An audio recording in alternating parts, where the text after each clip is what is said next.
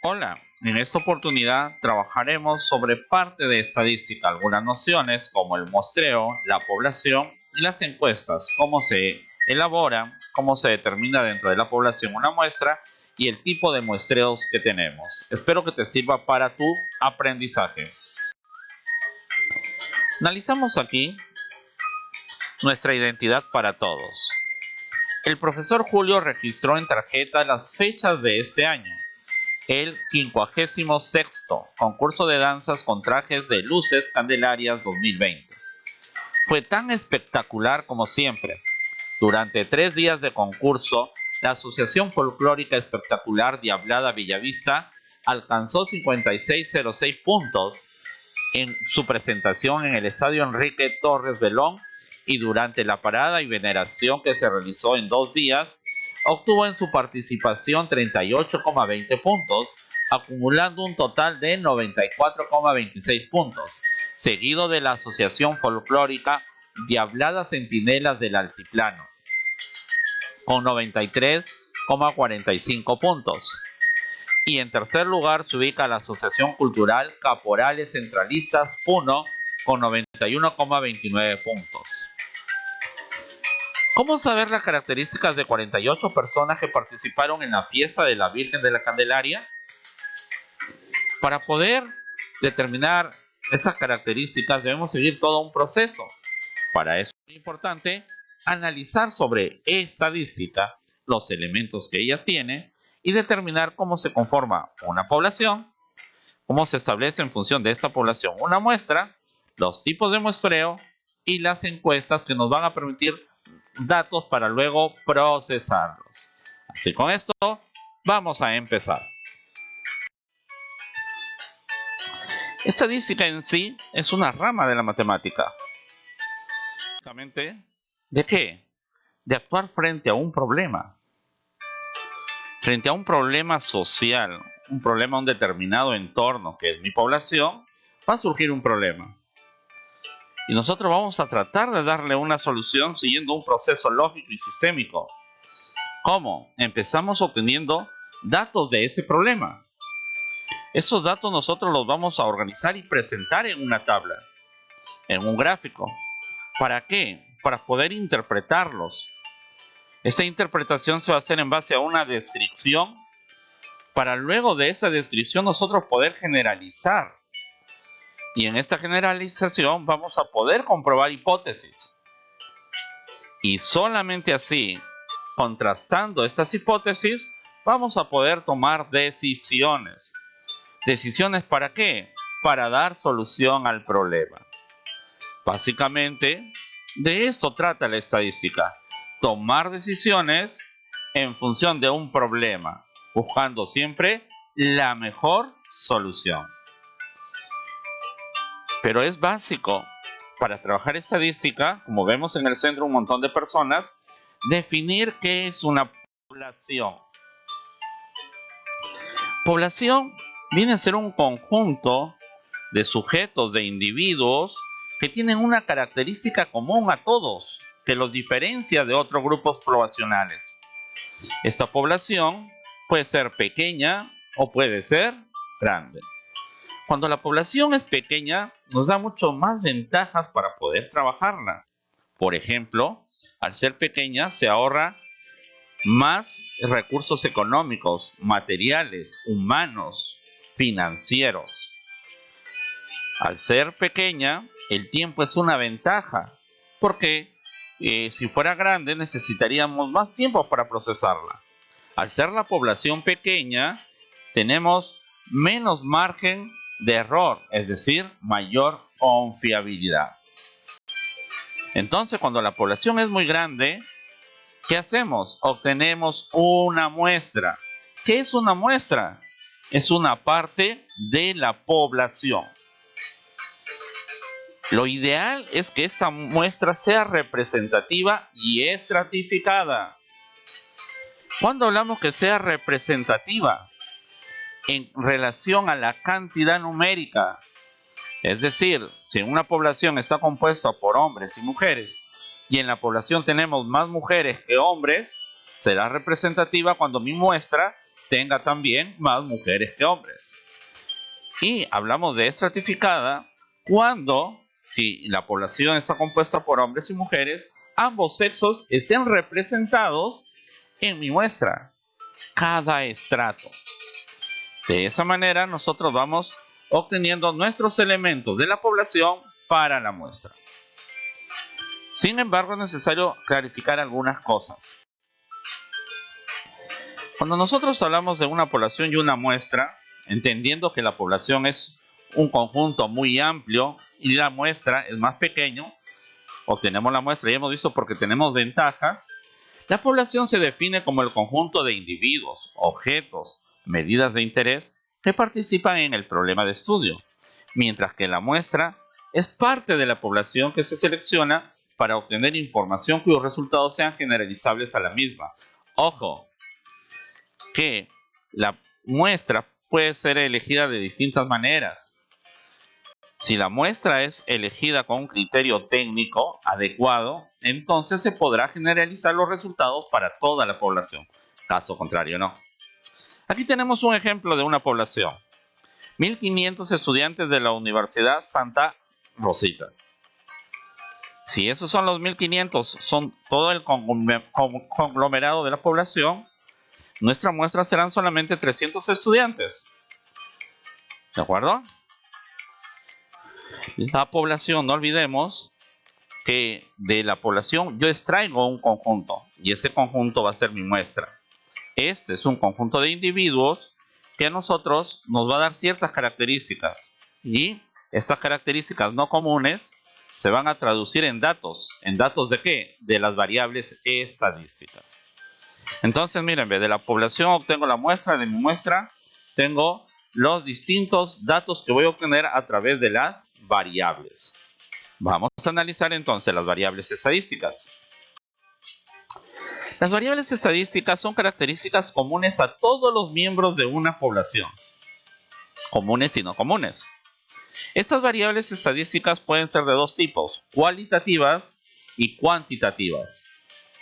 Hablamos de variables cualitativas cuando nos mencionan el dato que voy a obtener está referido a un atributo, a una cualidad, a un valor no numérico. Y variable cuantitativa cuando van a ser medibles por cantidad numéricas. O sea, nos van a expresar un número. Pero dentro de las variables cualitativas tenemos dos variantes. Las variables cualitativas nominales y las variables cualitativas ordinales. La variable cualitativa nominal es aquella que va a nombrar atributos. ¿Sí? Por ejemplo, el color preferido, el estado civil, tu comida favorita, procedencia de dónde vienes. ¿Sí? Cuando solamente nombras, por ejemplo, si hablo de color, azul, verde, negro, morado, fucsia, lo estás nombrando, pero entre los colores no hay uno que prevalece frente al otro, o sea, no hay un orden preestablecido. Y ahí viene de nominal, nombre. Pero así como tenemos las nominales, tenemos también la variable ordinal. Aquí sí establece un orden.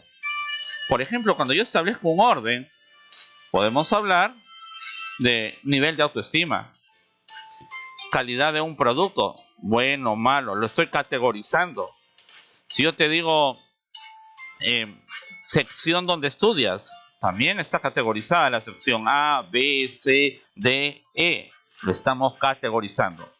Si bien es cierto, me está dando un valor que no es cuantitativo, pero sí puedo establecer un orden. Esa es la diferencia entre la variable nominal y la ordinal dentro de las variables cualitativas.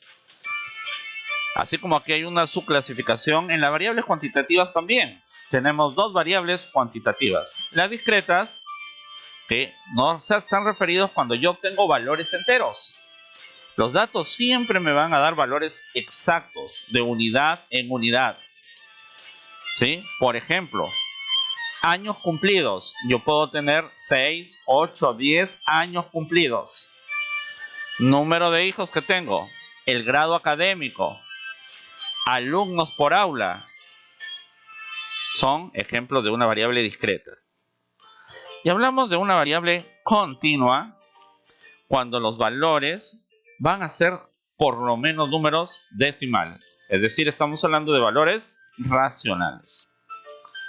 Aquí, un valor en relación a los años cumplidos. Los años cumplidos, yo tengo 12, 13, 14 años cumplidos. Pero mi edad ya se expresa en términos de decimales.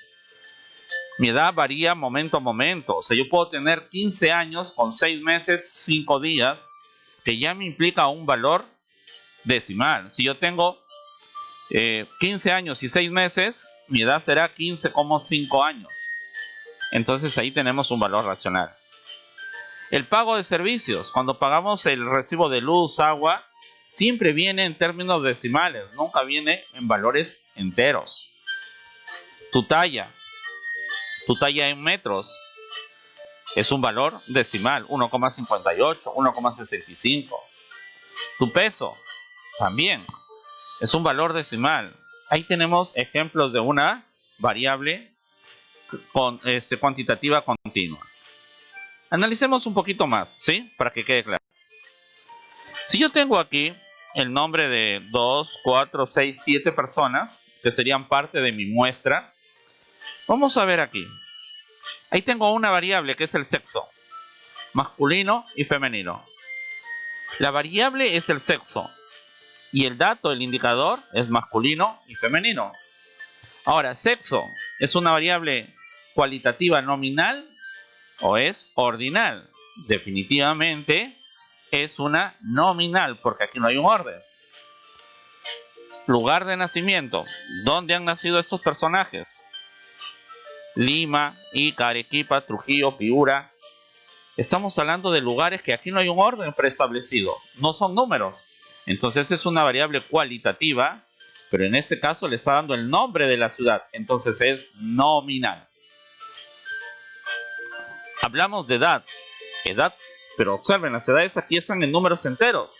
Entonces lo consideramos como una variable cuantitativa porque son números, discreta porque no hay decimales. Si hablo de su estatura, está en términos decimales, entonces es una variable cuantitativa continua. Y si hablo del número de hermanos, como vemos solamente valores enteros, no pueden ser números decimales, entonces estoy hablando de una variable cuantitativa discreta. Entonces aquí tenemos, en resumen, variables cualitativas, sexo, lugar de nacimiento. Variable cuantitativa discreta, edad, número de hermanos. Variable cuantitativa continua, la estatura. Los datos, ¿qué datos he tenido? Masculino, femenino, 13 años. También he podido poner de Ica, de Lima, en fin. Entonces ahí tenemos algunos ejemplos de las variables. Pero estos datos que yo los voy a recoger, el sexo, lugar de nacimiento, edad, estatura, número de hermanos, tanto de Mario, de José, de Luis, Juana, en fin, de cada uno de ellos, ¿cómo los recojo? ¿De dónde extraigo estos datos? ¿A través de qué? Y analizamos entonces las encuestas. Las encuestas vienen a ser un instrumento, es una técnica que te va a permitir recoger datos a través de su instrumento que es el cuestionario. No te olvides que estos datos van a estar referidos ¿a qué? A un problema. Y lo que vas a conseguir con la encuesta, recoger la información para luego procesar esta información. Siempre pensando en la toma de decisiones para solucionar el problema. Entonces, por eso es muy importante saber elaborar una encuesta. Conocer qué tipo de preguntas se hace una encuesta. ¿Sí?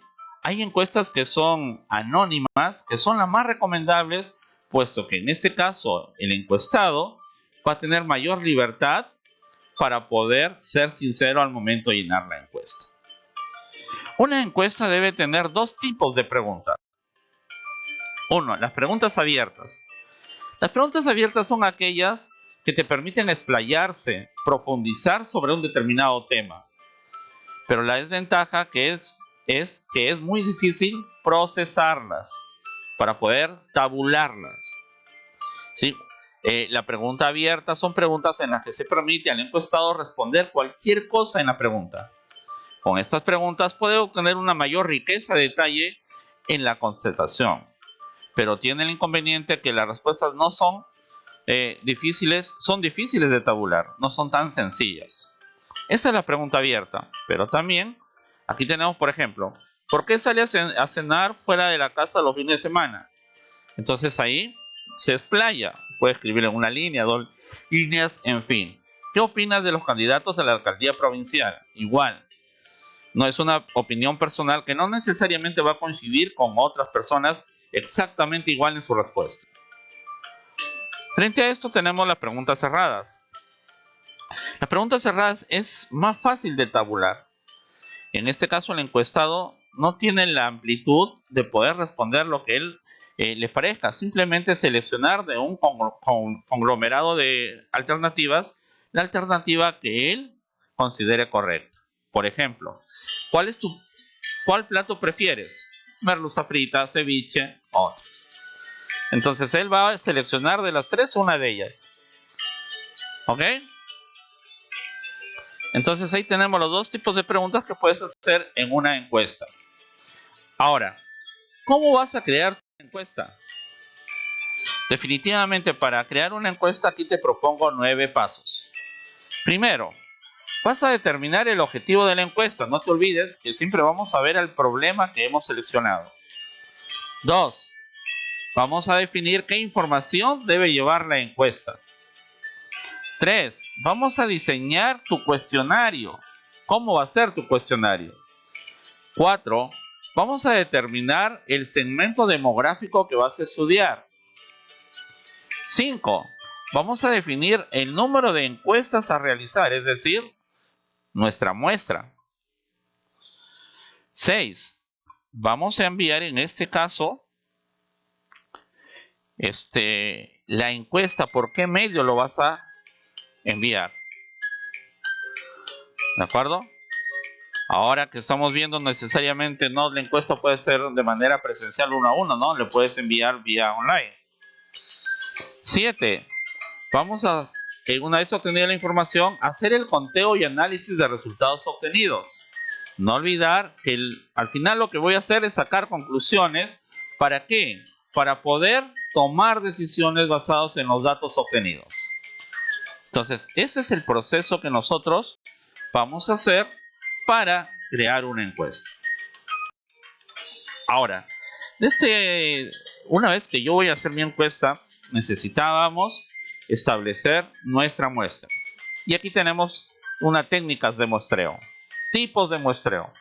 Hay un muestreo no probabilístico y un muestreo probabilístico. Vamos a analizar ahorita el muestreo probabilístico. Son de 4 tipos: aleatorio simple, sistemático, estratificado y conglomerado. Empecemos a analizar el muestreo aleatorio simple.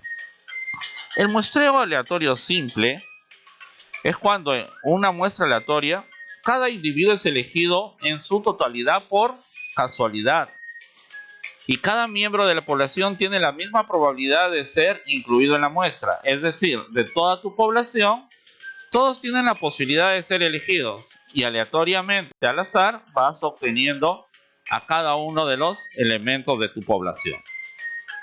De tu población para formar tu muestra. Este sería el muestreo aleatorio simple. El muestreo por conglomerado. Hablamos nosotros en este caso el muestreo por conglomerado cuando la población total se divide en grupos y se selecciona de cada grupo una muestra aleatoria simple. Entonces, de este grupo, por ejemplo, aquí vemos en el gráfico 4 grupos, de ahí vamos obteniendo cada uno nuestro por muestra aleatoria simple, cada participante para formar nuestra muestra. El muestreo estratificado. La población se separa en segmentos homogéneos, estratos, y luego la muestra aleatoria se separa de cada estrato. Es decir, por ejemplo, si nosotros tenemos en nuestra población, vamos a ver hombres, mujeres, niños, ancianos, los separamos por estratos. Y de cada uno de ellos vamos obteniendo los elementos para nuestra muestra. ¿Sí? Y el muestreo sistemático, en este caso a todos los elementos de la población, ¿qué hacemos? Los ordenamos alfabéticamente, desde el primero hasta el último. Vemos cuántos elementos tiene la población y lo dividimos entre el número de individuos que va a tener nuestra muestra. ¿Para qué? Para obtener una razón constante. Y obtenemos como una progresión aritmética y vamos obteniendo cada cierto valor constante los elementos de nuestra muestra. Por ejemplo, aquí tenemos lo siguiente, tenemos 12 datos, 12 personas. De esas 12 personas estamos obteniéndolo el segundo, el quinto, el octavo y el onceavo. ¿Sí? Cada 3 personas vamos obteniendo una. La que ocupa el lugar 2, 2 más 3 son 5, 5 más 3 son 8, 8 más 3 son 11. Entonces así, cada 3, cada 3, cada 3. Indistintamente de quién le toque. ¿Sí? Muy bien. Una vez que nosotros ya hemos tenido nuestro muestreo, ahora sí, vamos a continuar en la segunda parte. Esperemos que esta parte te sirva como base para poder solucionar la situación inicial. Nos vemos hasta la próxima.